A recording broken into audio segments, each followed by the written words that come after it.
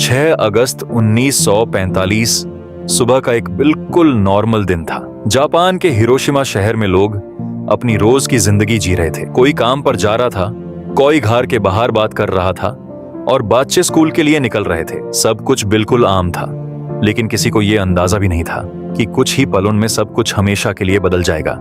ये कहानी है हिरोशिमा और नागासाकी की, एक ऐसी सच्चाई जो आज भी दुनिया को हिला देती है। उस वक्त दुनिया सेकेंड वर्ल्ड वॉर के आखिरी दौर में थी। जापान अब भी सरेंडर करने के लिए तैयार नहीं था। दूसरी तरफ अमेरिका ने एक नया और बहुत ही पावरफुल वेपन बना लिया था।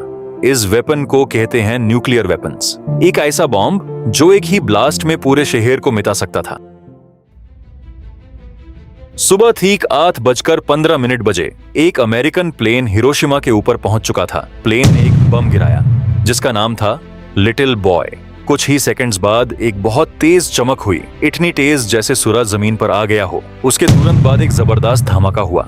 एक ही पल में सब कुछ बदल गया। हजारों लोग तुरंत मर गए। घर, इमारतें, सड़कें, सब कुछ टूट गया।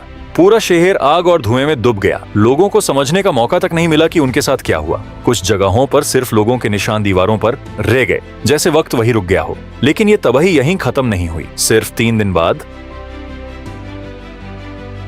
एक और शहर को टारगेट बनाया गया। इस बार निशाना था नागासाकी। इस बार जो बॉम्ब गिराया गया उसका नाम था फैट मैन। और फिर से वही हुआ, एक तेज रोशनी, एक भयानक धमाका और फिर हर तरफ सिर्फ बर्बादी।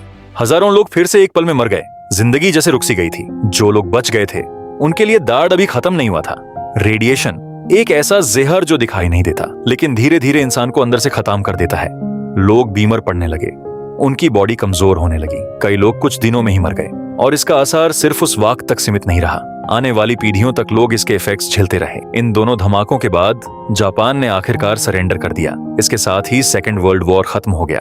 लेकिन दुनिया कभी पहले जैसी नहीं रही। अब एक नया डर पैदा हो चुका था, न्यूक्लियर वॉर का डर। आज भी हिरोशिमा और नागासाकी हमें याद दिलाते हैं कि इंसान की ताकत जितनी बड़ी होती है उतनी ही बड़ी जिम्मेदारी भी होती है। क्योंकि जब ताकत का गलत इस्तेमाल होता है तो उसका अंजाम सिर्फ बर्बादी होता है। और शायद इसीलिए हिस्ट्री हमें वार्न करती है ताकि हम वही गलती दोबारा कभी ना करें।